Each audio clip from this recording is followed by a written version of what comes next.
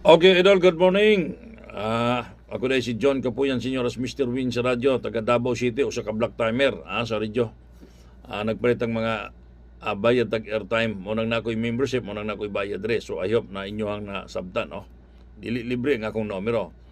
So diya, adlaw ta karon nga gitawag Huwebes, January 22 ta karon, Idol. Kumakagi ko si mong wall kung content creator ka, vlogger ka, mangya ko si mong mo like, share og follow. So Idol, 5 ka taong pangita na ko, matagaan ako sa 30,000, no? Idol, basig ikaw na. Isa ka. Pag-comment lang diha, pagkuan bilon bakas, o kung siya gamitan nimo sa kwarta. Idol. So, make it sure nang kitawag na tong nag-share ka. So, Idol, sa tanang mga mahilig sa last og short rest, wakay daog-daog diha, pagpamimbro sa ko kay padag-on taga, na akong cellphone number tawagi ko, unya tapos ang akong GCash mo na akong GCash. So, 1 kiyaw ang akong membership, good for 1 month, Idol. So kahapon, congratulations sa tanang mga membro na ko nakasingit sa itong VIP transaksyon sa 5 p.m. 858 Patal Bullseye Jod.